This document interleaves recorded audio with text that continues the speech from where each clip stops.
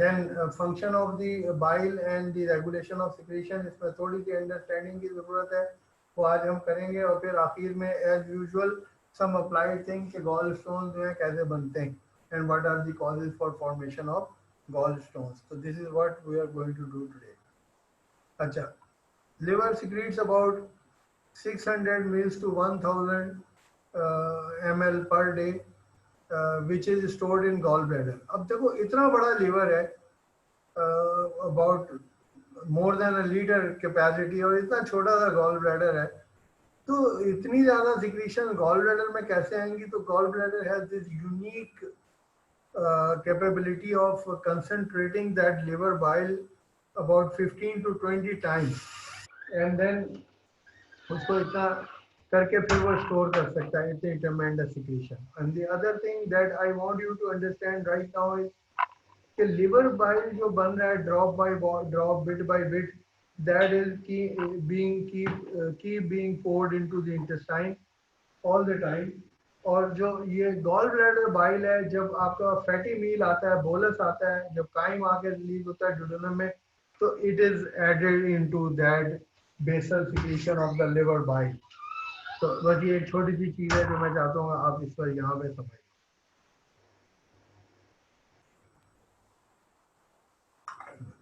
Okay, the basic functions of bile are digestion and absorption of fat।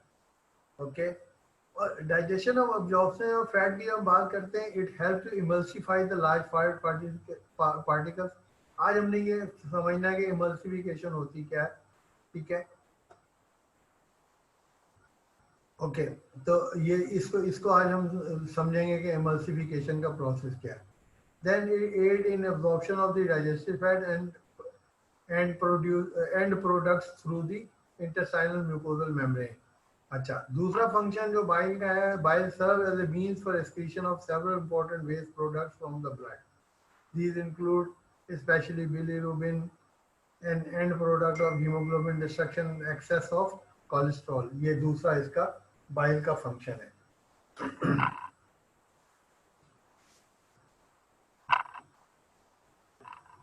Okay, अब देखो hepatobiliary tree है ना, एक तो इंट्रा हेपेटिक है और दूसरा एक्स्ट्रा हेपेटिक है।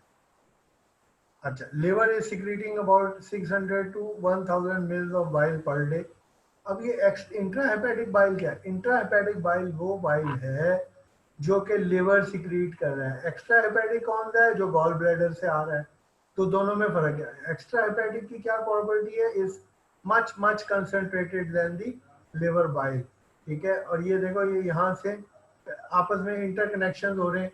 ये जो लिवर कैनालिकुली से ये जो बाइल डक्ट चल रही है, ये आके यहाँ गॉल ब्लैडर के साथ इंटरकनेक्टेड है, और फिर ये जाके यहाँ से पेंक्रियास के साथ वो कनेक्टेड है। ये स्फिंक्टर ऑफ ओडी दिखाया है, ये रेड के अंदर जो दिखाया है आपको, और फिर यहाँ से कॉमन बाइल डक्ट जो है वो चलती है, जाके ड्यूडेनम के अंदर खुलती है। तो लिवर से बाइल डक्ट, गॉल ब्लैडर से bile duct, and that common bile duct goes into the pancreatic duct, और ये सब मिलके एक common bile duct बना के ड्यूडेनम के अंदर जाके खुल जाती है। अब ये जो आज की हमारी ज्यादा एम्फेसिस इसी के ऊपर है, the difference between the liver bile and the gallbladder bile. हमने कहा था जो most of this gallbladder absorption is caused by active transport of sodium through the gallbladder epithelium, and this is followed by secondary absorption of chloride ion, water and most other diffusible constituents। सीधा सा formula, जहाँ sodium जाएगा वहाँ पानी जाएगा। तो सबसे पहले तो एक्टिव ट्रांसपोर्ट हो गई सोडियम की, और सोडियम की जब एक्टिव ट्रांसपोर्ट हो गई तो सेकेंडरी अब्जॉर्प्शन हो गई chloride, water and most other diffusible constituents की, ठीक है। Bile is normally concentrated in this way about 5-fold, but it can be concentrated up to a maximum of 20-fold। 5 से 20 गुना, 15 guidance में 15 फोल्ड लिखा है, तो 15 से 20 गुना ज्यादा ये इसको कंसेंट्रेट कर सकता है। अब देखें इसके कंसेंट्रेशन के नेट इफेक्ट क्या होते हैं। If you go into the composition of liver bile, देखो वाटर इज 97.5, लेकिन गॉल ब्लैडर बाइल में water content is just 92।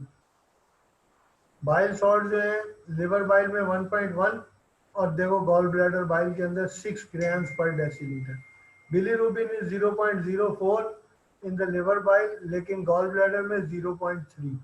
Cholesterol is 0.1 in the liver bile, लेकिन गॉल ब्लैडर के अंदर 3 गुना ज्यादा 0.3 टू 0.9 ग्राम पर डेसीलीटर। फैटी एसिड्स 0.12 ग्राम पर डेसीलीटर इन लिवर बाइल, लेकिन 0.3 to 1.2 grams per deciliter in the fatty in the gallbladder bile.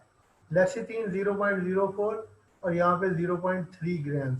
Sodium 145 इधर 130 मिली equivalent पर litre. Sodium क्यों कम है? इसलिए कि ये सोडियम जब अब्जॉर्ब हो जाता है उसके बाद पानी आता है तो इंट्राफैटिक डाइल्यूशन होती है उसकी सोडियम की। देखो हमने कहा था ना transport of sodium through the gallbladder epithelium, active transport of sodium through the gallbladder epithelium. This is followed by secondary absorption of chloride and water and most other diffusible constituents. तो पानी और sodium बाहर निकालना है ताकि उसको concentrate कर सकें, तो इसीलिए सोडियम कम है। ये देखो पोटेशियम जो है 5 मिलीग्राम, इसमें 12 है क्योंकि पोटेशियम तो अंदर रह जाएगा।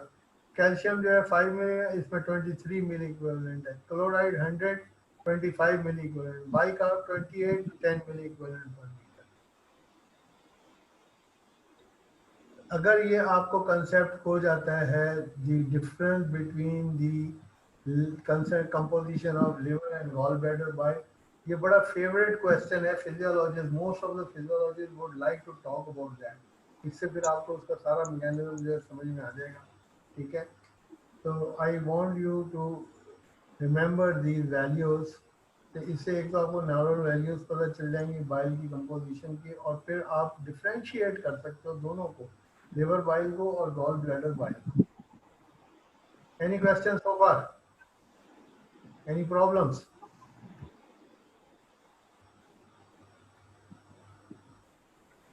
जी Sidra, no questions? Okay okay okay, so let's go ahead.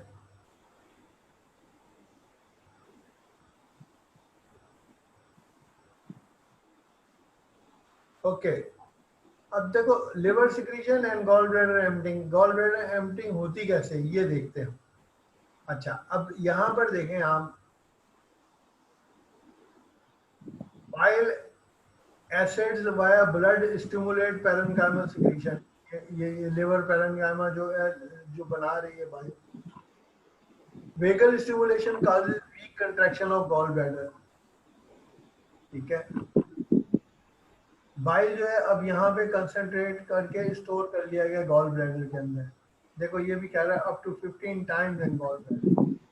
तो concentration capacity is about 15 to 20 grams per decilitre, जहाँ पे ये इसकी बात कर रहे हैं। ठीक है, अच्छा, अब ये लिवर से जो सिक्रीट हो रहा है, हमने कहा था ये डायरेक्ट भी पोर हो रहा है ड्यूडेनम के अंदर through the sphincter of body, और हमने कहा था ये क्या कहते हैं गॉल ब्लैडर ऐड करता है जब आपका फैट टाइम जो है जब आपके इसमें रिलीज होता है ड्यूडेनम के अंदर, तो उस वक्त जो है गॉल ब्लैडर जो है वो कॉन्ट्रैक्ट होता है। तो cholecystokinin via blood stream causes gall bladder contraction and relaxation of the sphincter of body. देखो जब गॉल ब्लैडर कंट्रैक्ट करेगा तो कोई फायदा नहीं होगा जब तक कि इसको स्फिंक्टर को हम रिलैक्स नहीं करेंगे। तो सीसीके के दो फंक्शन हो गए, contraction of the gallbladder ताकि वो एम्प्टी करे अपनी सिक्रीशन को, at the same time in the internal period relaxation करे स्फिंक्टर ऑफ ओडी ताकि वो सिक्रीशन जो है जाके पोर हो जाए इंटेस्टाइन के अंदर। ये लिवर सिक्रीशन और गॉल ब्लैडर एम्प्टिंग का ये मैकेनिज्म है। Liver secretion bit by bit, drop by drop will go to the duodenum directly and also go to the gallbladder where it can be concentrated and stored. लेकिन जब fatty crime आएगा तो फिर gall bladder contact करेगा और उसके साथ साथ and simultaneously sphincter of OD जो है वो रिलैक्स करेगा ताकि इसकी जो सिक्रीशन है वो वहाँ पर पोर हो सके। तो अभी तक हमने जो किया था वो ये डायग्राम उसको समराइज कर रही है। अच्छा, रेगुलेट कैसे होती है bile secretion? Is a beautiful flow diagram ठीक है, मुझे याद नहीं कहाँ से, लेकिन इतने लंबे लंबे डिस्क्रिप्शन है इसके, लेकिन इसमें सब चीज़ क्लियर हो जाएगी। देखो ये फैटी काइम आया ड्यूडेनम के अंदर, सीसीके की सिक्रीशन इंक्रीज हो गई, कॉलिसिस्टोकाइनिन। कॉलिसिस्टोकाइनिन हमने क्या कहा था, गॉल ब्लैडर की कंट्रैक्शन करा रहा है और स्फिंक्टर ऑफ ओडी को रिलैक्स करा रहा है। तो जब प्लाज्मा सीसी के इंक्रीज हुए तो गॉल ब्लैडर की कंट्रैक्शन हुई और स्फिंक्टर ऑफ ओडी की रिलैक्सेशन हुई। तो increase bile flow into the common bile duct from the gallbladder, और रिलैक्स हो गया तो increase bile flow into the duodenum. सीधा सा मैकेनिज्म है, ठीक है। तो this is how the regulation of bile secretion होता है।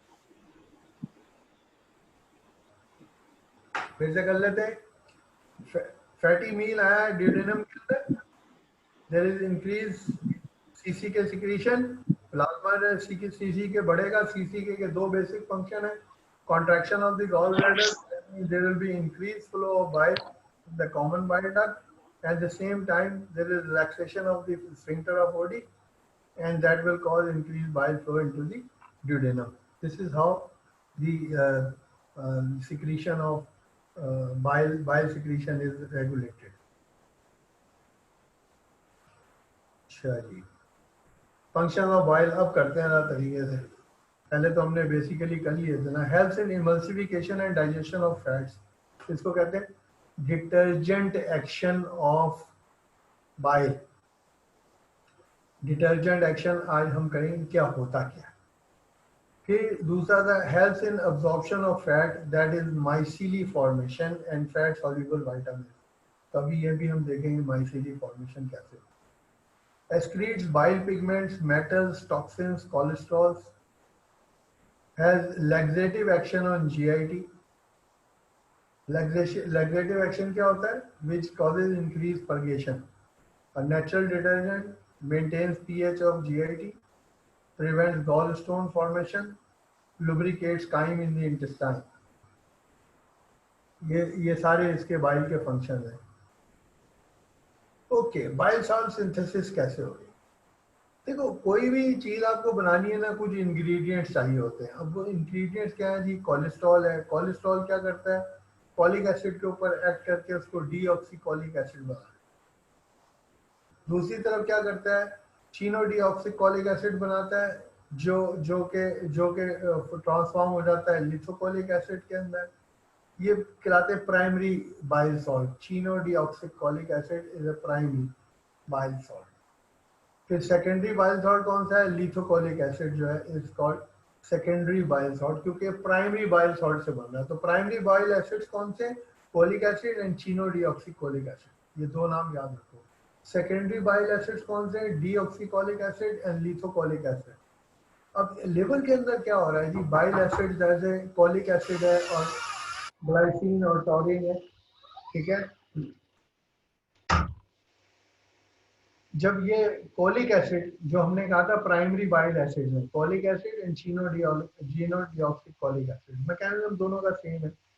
तो कोलिक एसिड जब ग्लाइसिन या टायरीन के साथ मिलता है, टॉरिन के साथ मिलता है, तो क्या बनाता है? कंजुगेटेड बाइल एसिड बनाता है, जिसको कहते हैं ग्लाइकोकोलिक एसिड।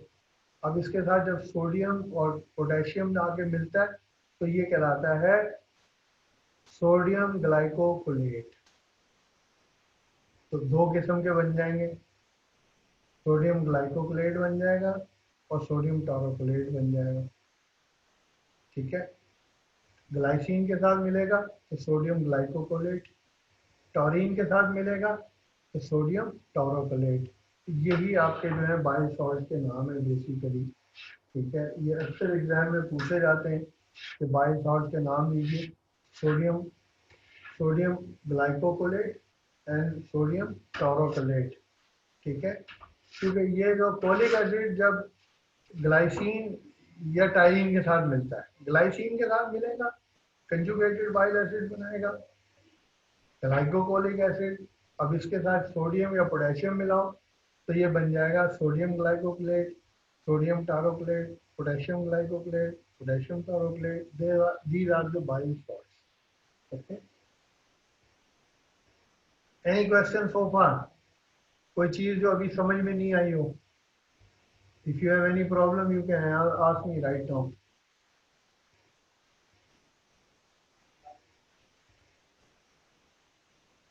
सब समझ में आ रहा है? चलो ठीक है। बाइल बाइल सॉल्ट के नाम तो जरा मुझे बताओ। Okay, tell me the names of the bile salt. अभी मैंने 4 गिनवाए, चारों के नाम मुझे चाहिए, बताओ।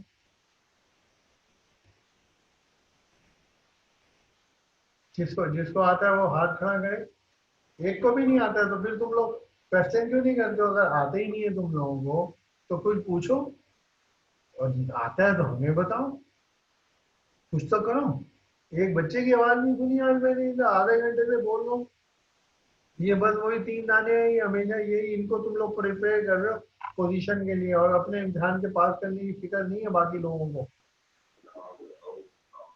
वही बच्चे हैं, Assalamualaikum, वही sir. हमेशा। वालेकुम अस्सलाम। जी Sir, the four bile salts are sodium glycocolate, potassium glycocolate, sodium taurocolate, and potassium taurocolate.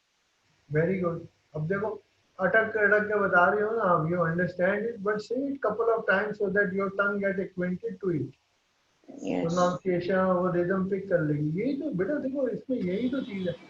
May be not today, may be after couple of years somebody ask you name the bile salts, तो फिर अगर अगर अभी करा हुआ होगा, एक दो दफा कर लोगी, फ्रीक्वेंटली बोलोगी, तो you won't have any problem in that.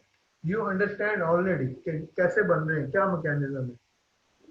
Yes, sir. अच्छा, बाकी ये किसी लोगों को नहीं आता है, बाकी किसी को नहीं आता है। Syeda Ayesha, you didn't understand this? अभी वो स्लाइड भी लगी हुई है। Syeda Ayesha, raise your hand. Syeda Ayesha, 0। हाँ ठीक है बेटा, आपको नहीं है याद हो रहे नाम? क्या आपको नहीं याद हो रहे? You can memorise them, you can say it. तो इतना आसान है, स्लाइड भी सामने लगी हुई है वो। अच्छा, और कौन बताएगा? तो इनसे इनसे पूछते हैं, योगिता से पूछते हैं। योगिता, वो आप बताइए। सर इसके अंदर सोडियम ग्लाइकोकोलेट है, सोडियम कोलिक एसिड है, एंड जो प्राइमरी एसिड है सोडियम उसके अंदर टॉरोक्लेट, देखो ग्लाइसिन से मिलेगा तो ग्लाइकोक्लेट बनाएगा, और टॉरिन से टॉरिन मिलेगा तो सोडियम टॉरोक्लेट बनाएगा। टोरोकोलेट या ठीक है। हम्म एक एक बंदा और बोले कोई, इससे लाइबा से पूछते हैं। लाइबा, आप बताइए। Sodium glycocholate, potassium glycocholate, sodium taurocholine, tauro, taurojoline and potassium tauroline. ठीक है। देखो अभी भी आप लोग अटक अटक के बता रहे हो, लेकिन बेटा इन चीजों से एक्वेंटेड कर लिया करो। साइंटिफिक टर्म है, इसके ऊपर तो कोई वो नहीं है ना एक्सक्यूज।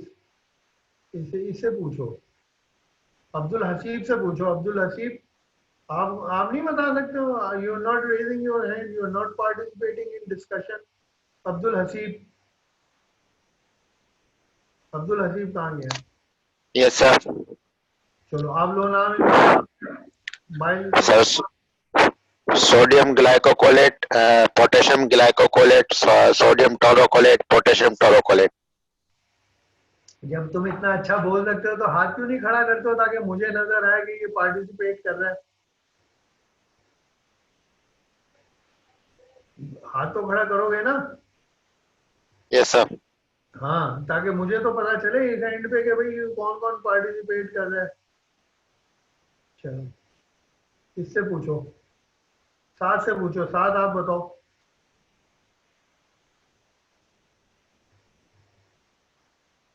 हाँ साथ, वी कैन हियर यू।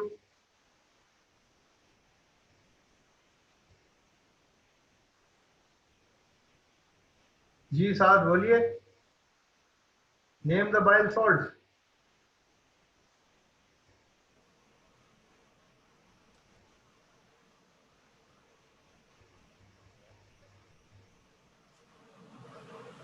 जी साथ, आई एम वेटिंग। आवाज आ रही है? हाँ आ रही है। Bile salts, sodium name the bile, ग्लाइकोकोलेट, ठीक है। और कौन से हैं सर? 2 सेकेंड।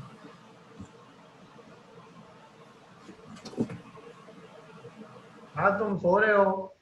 नहीं सर, बैठा हुआ था, सुन रहा था आपको। ये तुम सो रहे हो अभी। सब इतने इतने बच्चों ने अभी ऑलरेडी बताया तुम्हारी class. Glycolic acid. Glycolic acid क्यों? सॉल्ट बनाओ उसको। सॉल्ट्स बनाते हैं, ग्लाइकोलिक सॉल्ट। नहीं, सोडियम ग्लाइकोकोलेट। हाँ कौन वही। बताएगा, कौन बताएगा? आमना से पूछो, आमना बताए। आमना इसको बताओ साहब को बाइल सॉल्ट के नाम। आमना काजी। Sir, sodium glycocolate, potassium glycocolate, sodium taurocolate, and potassium taurocolate. You get it? साथ कैसे बताया इसने? खट खट खट खट। और तुमने देखा अभी तुम सो रहे हो। वेकअप। चलो भाई आगे चलते हैं। अच्छा, तो बाइल सॉल्ट की सिंथेसिस आपने देख ली, कॉलिक एसिड या चीनोडीऑक्सीकॉलिक एसिड से होगी। ये प्राइमरी बाइल एसिड्स हैं। सेकेंडरी क्या होते हैं? Deoxycholic acid and lithocholic acid, these are secondary bile acids. Bile acid, cholic acid को आप जब इसके साथ मिलाओगे ग्लाइसिन या टॉरिन के साथ तो कंजुगेट हो जाएगा बाइल एसिड के साथ। सोडियम या पोटेशियम मिलाओगे तो बाइल सॉल्ट बन जाएगा, sodium glycocholate, sodium taurocholate, potassium ग्लाइकोकोलेट and potassium taurocholate. ठीक है, आगे चलते हैं।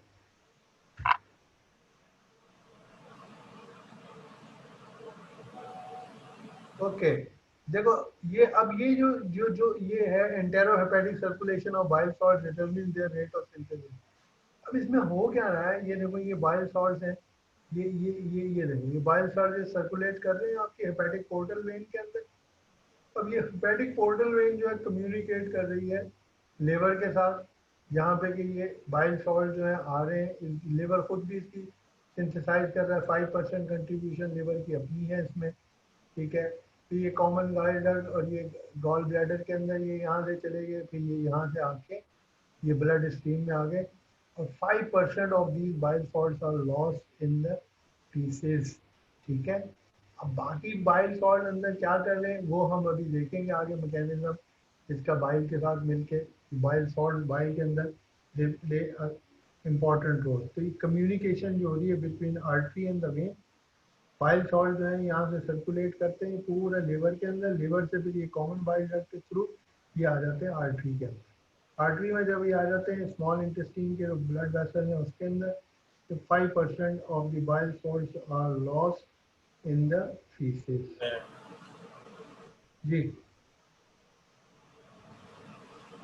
जी,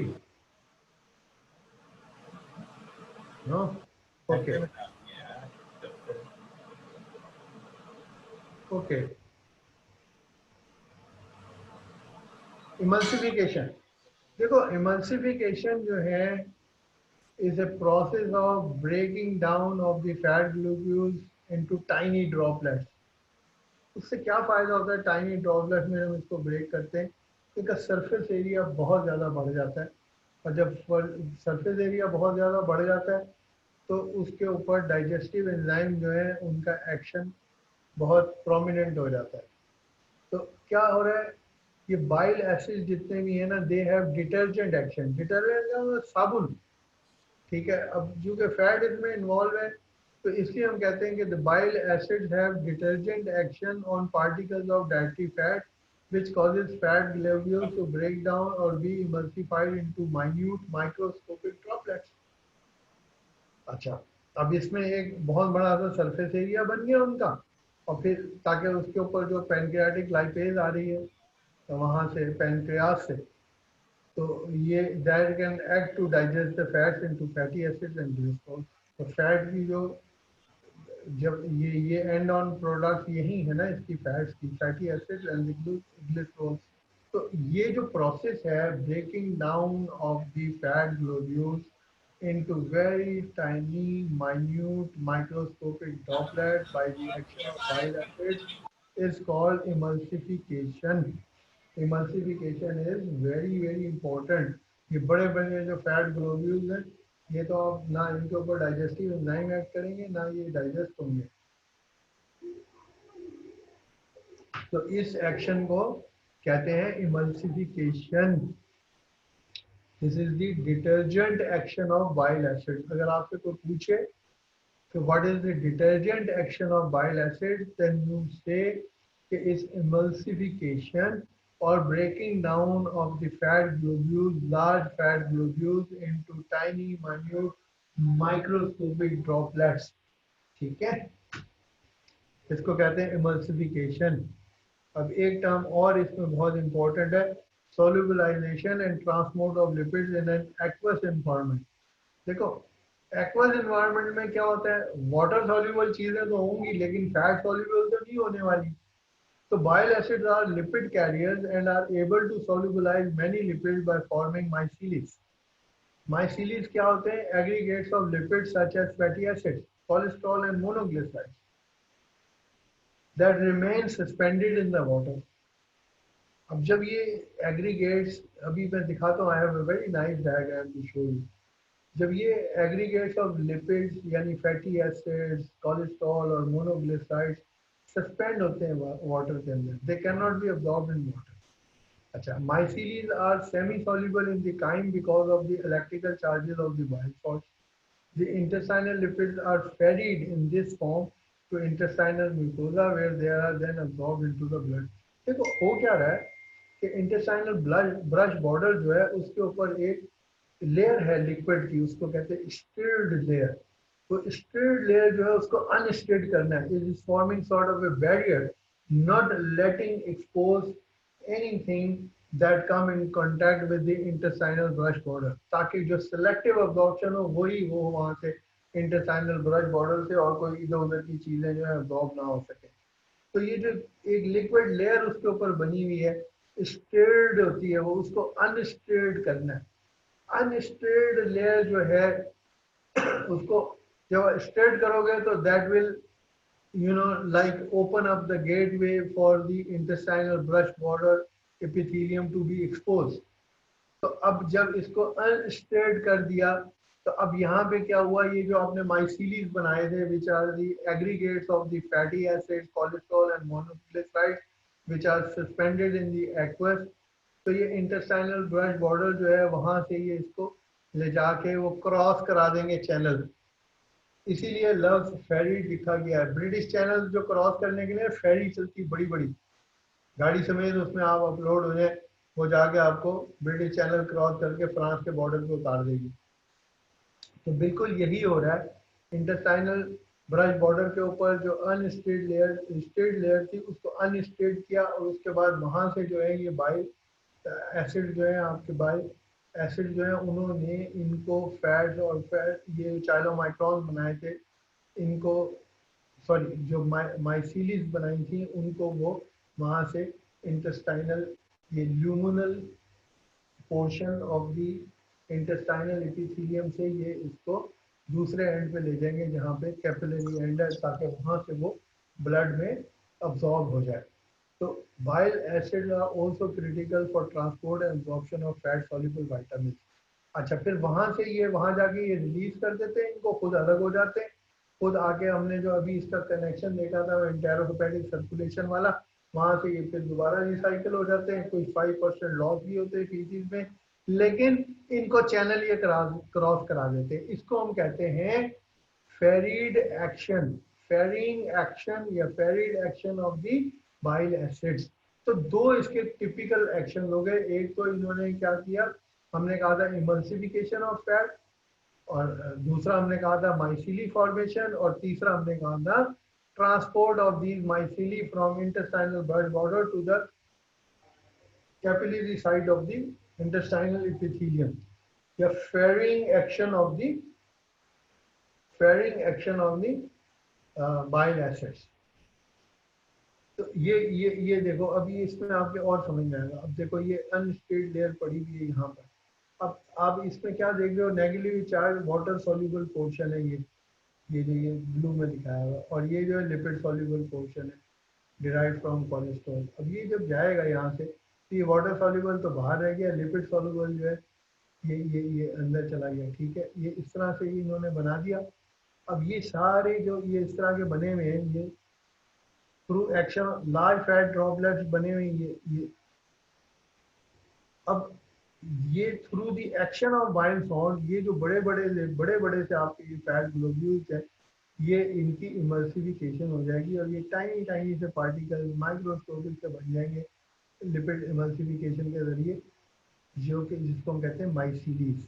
अब देखो ये क्या है, ये माइसीली फॉर्मेशन है, हाइड्रोफोबिक कोर है ये, और ये हाइड्रोफिलिक शेल है, ठीक है। तो ये सारी वाटर सॉल्युबल, ये ब्लू में जो दिखाई हुई ये बाहर इज अ ब्यूटीफुल कंस्ट्रक्शन। अच्छा, ये जो बीच में ये कोलेस्ट्रॉल के ऑल लिपिड सॉल्युबल ये दिखाए हुए, ये सारे लिपिड सॉल्युबल हैं, जो ये एम्बर कलर में आपको ये दिखाए हुए और येलो कलर बैकग्राउंड के ऊपर, ठीक है। तो ये रेड और ब्लू में जो है ये वाटर सॉल्युबल पोर्शन है, ब्लू में जो दिखाया है ये वाटर सॉल्युबल है, और ये जो येलो या एम्बर में जो दिखाया हुआ है ये लिपिड सॉल्युबल पोर्शन है। तो ये लिपिड सॉल्युबल पोर्शन अंदर और ये बाहर एक्वस लेयर के अंदर, ये आपके क्या कहते हैं, तो हाइड्रोफिलिक शेल, हाइड्रोफिलिक शेल ये है, और ये सारा हाइड्रोफोबिक कोर है। तो inside you have all the hydrophobic lipid related things, and outside आपकी जो है ज्यादातर ये जो है हाइड्रोफिलिक शेल बना रहा है ये।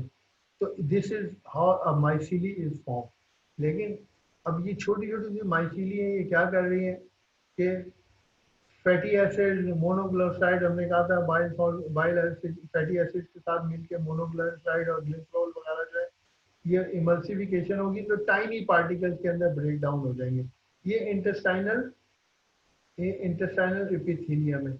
इंटेस्टाइनल एपिथेलियम में अनस्टेड लेयर जो वाटर की पड़ी है उसको डिस्टर्ब करेंगे सबसे पहले तो, और फिर उसके बाद ये पेनेट्रेट होके अंदर जाएंगे। यह गोल्जी अपरेटस दिखाया हुआ है, ये इससे ये सारी इसकी यहाँ से ट्रांसपोर्ट हो रही है, और ट्रांसपोर्ट होके ये आपके ल्यूमिनल पार्ट में जाके ब्लड स्ट्रीम में फैट जो है वो डायरेक्ट उसमें लिम्फेटिक्स में अब्जॉर्ब होती है। लैक्टियल दिखाया हुआ है जहाँ पे लिम्फेटिक अब्जॉर्प्शन होगी, और ये कैपिलरी इसके साथ साथ चल रही है। ये अब ये देखो ये क्या कह रहा है, fatty acid and monoglyceride resulting from fat digestion leave micelles and enter epithelial cell. Fatty acids link to form triglycerides. Fatty globules combine with proteins to form chylomicrons inside Golgi apparatus. ये chylomicron बन गया। Chylomicrons are excluded from the epithelial cell and enter a lacteal, that is lymph capillary. Lymph in the lacteal transport chylomicrons away from intestine. सारे lymph के अंदर आ गए।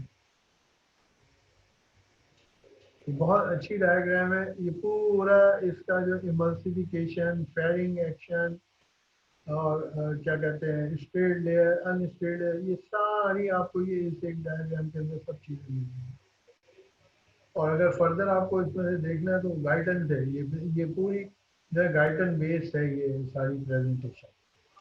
Bile pigments क्या होते हैं जी, बिलीरुबिन, बिलीवर्डिन। अब देखो बाइल सॉल्ट की बात हो रही है, बाइल एसिड्स की बात हो रही है, बाइल पिगमेंट्स की बात हो रही है, सब अलग अलग चीजें।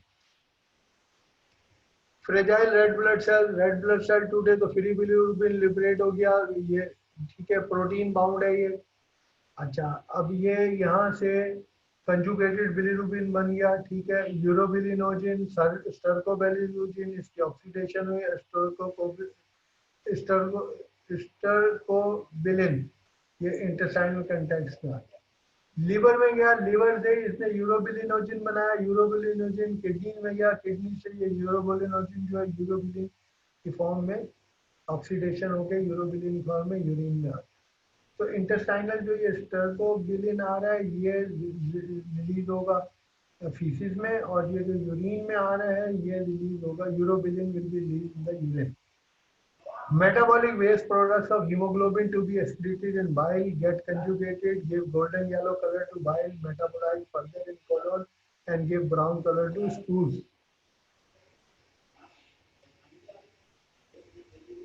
अच्छा, गॉल स्टोन की फॉर्मेशन कैसे होती है जी? देखो जितने भी ये गॉल स्टोन होते हैं ना, इनकी बेसिक जो इंग्रेडिएंट होता है वो होता है cholesterol. The gallstones are cholesterol stone, ठीक है। The gallstones are cholesterol stone, इसमें कैल्शियम वेल्शियम का कोई रोल ऐसा नहीं होता। अनलाइक किडनी स्टोन, ये प्योर कोलेस्ट्रॉल स्टोन होते हैं। अच्छा, अब इसमें देखो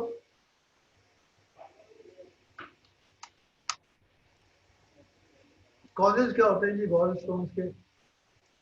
ज्यादा वाटर रिएब्जॉर्ब हो गए फ्रॉम द बॉडी, यानी ज्यादा कंसंट्रेटेड होते हैं।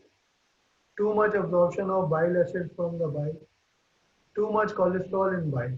ये टू मच कोलेस्ट्रॉल जो है हमारे यहाँ बहुत होल्ड करता है, जिस किस्म के खाने हम खाते हैं ना, अभी मैं नाम नहीं लेना था, सुबह सुबह कुछ लोगों ने अगर ब्रेकफास्ट नहीं किया तो उनको भूख लगने लगेगी, लेकिन ये जो हम लोग बर्गर खा रहे हैं और ये चिक्की मील्स और ये चिकन जो है वो फ्राई कर करके खा रहे हैं हैनी पैनी के अंदर, और ये और जो ट्रेडिशनल खाने हैं हमारे बिरयानियाँ, आजकल वो नल्ली बिरयानी बहुत चली हुई है, तो they are having too much cholesterol. तो हमारी डाइट के अंदर टू मच कोलेस्ट्रॉल है, तो अगर इसको कहा जाए ना तो मैं इसको यहाँ टॉप के ऊपर ला के रखूँगा, बाकी दो कॉलेज को नीचे ले जाऊँगा, इसको मैं सबसे ऊपर ले जाऊँगा।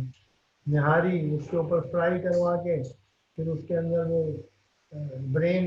ब्रेन मगज और नली सब डल रही है उस निहारी के अंदर, कहने को निहारी खा रहे हैं।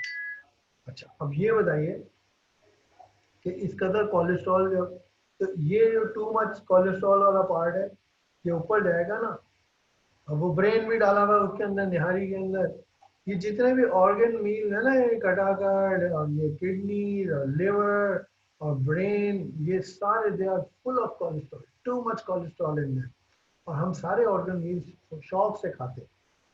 तो इसको सबसे ऊपर ले जाओ नंबर 1 पे, to much cholesterol in by, to much cholesterol.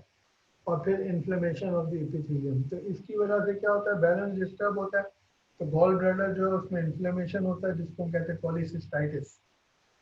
तो usually is due to stone formation into gallbladder, और जब पॉलीसिस्टाइटिस भी होती है तो it becomes a vicious cycle. अब विशियस साइकिल वहाँ पे इन्फ्लेमेशन भी हो रही है, वहाँ कोलेस्ट्रॉल भी ज़्यादा आ रहा है, वैसे ही गॉल स्टोन बने हुए और गॉल स्टोन बन रहे हैं, तो इसको कहते हैं कोलीडोकोलिथियासिस या कोलिसिस्टाइटिस एंड कोलीलिथियासिस कंबाइंड। ये दोनों चीज़ें साथ साथ चलती हैं अक्सर लोगों में, जो सिम्टोमेटिक गॉल स्टोन के पेशेंट होते हैं, इनमें कोलिसिस्टाइटिस एंड कोलीलिथियासिस दोनों साइड बाय साइड चल रही होती हैं, जिसके लिए कॉमन टर्म यूज की जाती है कोलीडोकोलिथियासिस। ठीक है,